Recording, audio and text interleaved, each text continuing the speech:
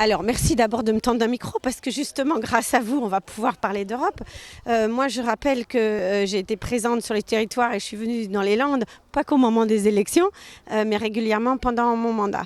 Alors, pourquoi les gens ne sont pas là aujourd'hui? Pourquoi on peine à parler d'Europe? Parce que, j'allais dire, quels que soient nos dirigeants d'un bord ou de l'autre, c'est tellement facile de pointer du doigt et de dire c'est de la faute à Bruxelles. Moi, j'ai envie de dire aux gens, l'Europe, c'est ici, c'est chez vous, c'est tout près. L'Europe, c'est d'abord 80% des lois qui sont faites en France, qui sont en réalité à la base des directives européennes. Donc on voit l'importance et l'enjeu que ça représente d'être là pour faire ces lois. L'Europe, c'est en Aquitaine un petit peu plus de 100 000 projets qui sont financés et cofinancés par l'Europe. Et enfin, l'Europe, si vous voulez, c'est selon moi la bonne échelle pour répondre aux différentes urgences. Je m'explique. Je ne suis pas en train de dire que je suis d'accord avec les politiques européennes. Je critique fortement, et nous, écologistes, critiquons fortement les politiques d'austérité européennes, les conflits d'intérêts, les lobbies, la politique agricole commune. Mais néanmoins, l'Europe est bien, à cette heure où c'est de mode, l'euroscepticisme, le souverainisme, le repli sur soi, l'Europe est la bonne réponse.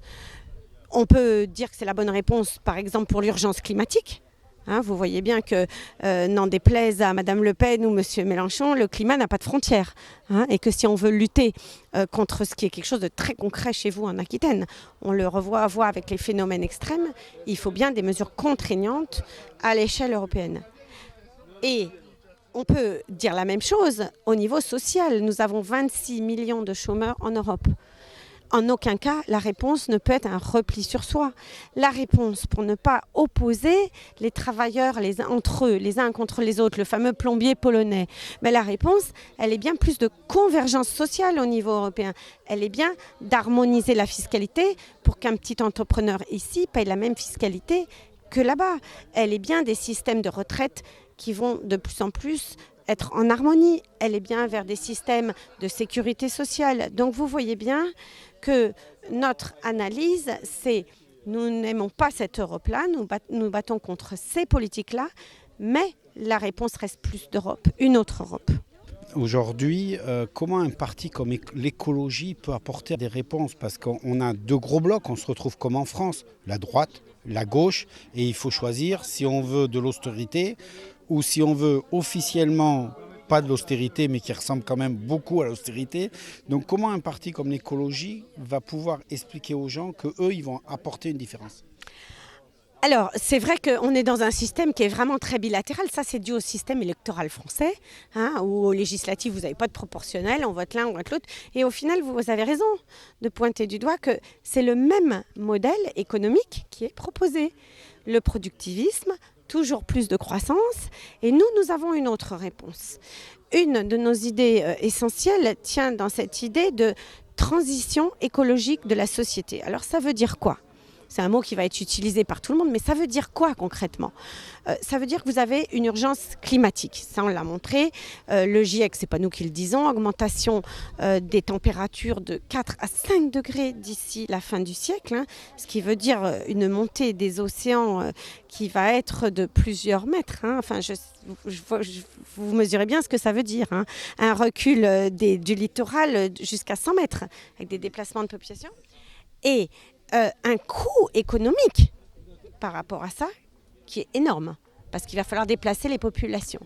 Alors la lutte contre cette urgence climatique, et quand je parle de transition énergétique, c'est par exemple, ici on a parlé d'agriculture, mais parlons de bâtiments, c'est par exemple d'investir massivement dans les énergies renouvelables, certes, mais aussi dans l'efficacité énergétique. L'essentiel des déficits de nos États, de l'Europe et des ménages, c'est la facture énergétique.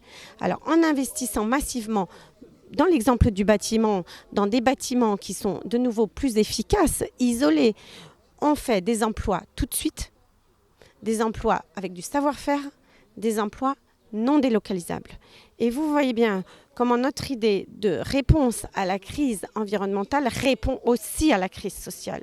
Parce que les idées que nous proposons répondent certes à une urgence environnementale, mais sont très porteuses et très créatrices d'emplois.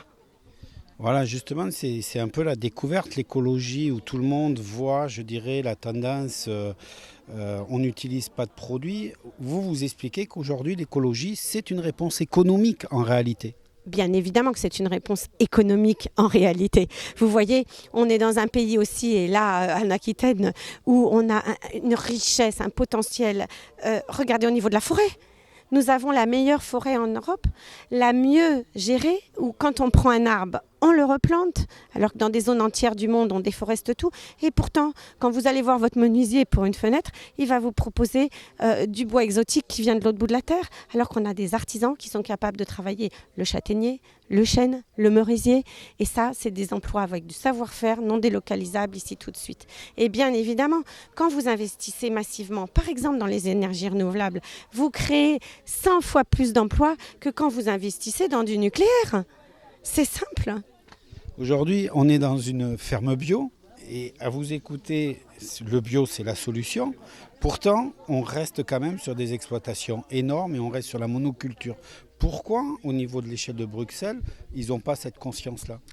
D'abord, moi je ne prétends jamais détenir la vérité ou avoir raison toute seule. Donc je ne dis pas la solution, mais je dis une des solutions.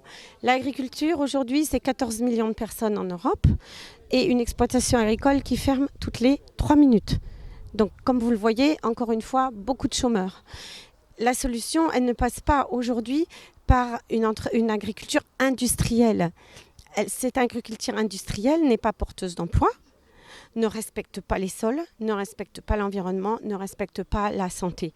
Donc clairement, on a besoin de réorienter notre agriculture si on veut maintenir des gens dans nos territoires, si on veut du service public, si on veut faire vivre et l'agriculture et les populations dans les villages, et si on veut un respect de la santé. Alors pourquoi, me dites-vous, ce n'est pas ce qui a prévalu au moment de la PAC ? Je vous réponds, conflit d'intérêts et intérêts industriels à la clé et lobbying. Donc c'est vrai qu'au niveau de la politique agricole commune telle qu'elle vient d'être définie, nous déplorons très fortement que les subventions vont continuer à aller peut-être plus à la reine d'Angleterre, mais en tout cas aux très gros céréaliers et non pas à ce que nous demandons, c'est-à-dire de plus petits exploitants qui soient présents sur les territoires et qui fassent de la qualité. Alors justement, comment arriver à casser ces lobbying et que la reine d'Angleterre ne touche pas de sous? Parce que c'est joli en parole, mais concrètement, comment vous pouvez intervenir aujourd'hui? Vous voyez bien donc que c'est à Bruxelles que nous votons et que nous décidons, c'est pour ça que l'Europe c'est important, sur quelle politique on veut. Et les politiques actuelles ne me conviennent pas et c'est pour ça que j'ai envie de vous dire, écoutez, il faut plus d'élus écologistes si vous voulez des mesures qui aillent plus dans ce sens-là. Aujourd'hui, il y a un sujet dont on parle très peu, qui n'a pas l'air d'intéresser grand monde et qui pourtant est peut-être primordial dans cette élection. C'est le fameux traité qui est en train de passer, là, comme ça, Europe-États-Unis. Qu'est-ce qu'en pensent les écologistes ? Alors, vous parlez du TAFTA. Je vais vous dire, on n'en pense que du mal. Alors, c'est simple. On est en train de nous vendre un soi-disant traité commercial entre l'Europe et les États-Unis, qui toucherait 40% des échanges mondiaux. Alors, que les choses soient claires, il ne s'agit pas d'un traité commercial. Les barrières douanières entre l'Europe et les États-Unis, elles sont de 3%, donc ce qui signifie déjà un super accord commercial. De quoi s'agit-il ? Il s'agit en réalité, derrière des très jolis mots, harmonisation des normes, simplification. Moi, je serais ravie qu'il y ait le même sac à aspirateur partout et les chasses d'eau harmonisées. C'est pas de ça dont on parle. Quand on parle de mettre à plat les normes et de les harmoniser, je vais être très concrète, ça veut dire à un moment donné que si vous avez le droit de bouffer du poulet javellisé aux États-Unis, vous aurez le droit de bouffer du poulet javellisé en France. Du bœuf aux hormones aux États-Unis, vous aurez le droit de bouffer du bœuf aux hormones en France. Quand les gaz de schiste seront autorisés aux États-Unis, on pourra toujours avoir José Bové qui se mobilise, les gaz de schiste seront autorisés en France. Et du coup, les multinationales pourront attaquer les États ou les collectivités locales qui prendront des mesures pour protéger leur population. Ce n'est pas une utopie. Il y a déjà eu 4 jugements de cet ordre-là. Le dernier en date est celui qui est au Québec. Le Québec s'est réveillé sur les gaz de schiste, a décidé d'interdire les gaz de schiste et la multinationale qui avait un contrat pour les gaz de schiste a attaqué l'État du Québec et a obtenu réparation à hauteur de 250 millions de dollars, enfin je ne sais plus, des chiffres hallucinants, parce que l'État venait de... Donc vous voyez bien de quoi il s'agit. Vraiment de remettre en cause tout notre développement, notre système de vie. Je pourrais vous parler de viticulture, je pourrais vous parler de médicaments. Mais ce qui est important et ce que j'ai envie de dire, c'est que la réponse face à ça, n'en déplaise à Marine Le Pen ou à Jean-Luc Mélenchon, ce n'est pas de se refermer sur nos frontières, ce n'est pas l'euroscepticisme, c'est de convaincre, ce n'est pas de stigmatiser ceux qui aujourd'hui sont pour. Parce qu'aujourd'hui, les grands groupes ont voté pour, et la droite et la gauche, l'UMP, les socialistes. Le but, c'est de gagner. Le but, c'est que les députés européens qui vont avoir à se prononcer, parce que c'est les députés européens qui vont dire oui ou non, qu'on ait une majorité de gens qui disent non. Donc le but, c'est de convaincre. Et donc le but passe par l'Europe, parce que c'est l'Europe qui pourra dire oui ou non, et pas... La solution ne sera jamais à l'échelle franco-française ou allemande, enfin, vous voyez. Donc c'est bien à l'échelle européenne, et en convainquant ceux qui ne le sont pas encore. Et croyez-moi, moi, vous m'envoyez voir des viticulteurs, ils peuvent être de droite, de gauche. En 5 minutes, je les aurais convaincus. Donc finalement, on sait pourquoi enfin avoir une raison d'aller voter dimanche. Absolument, s'il fallait que celle-là. Mais bien évidemment.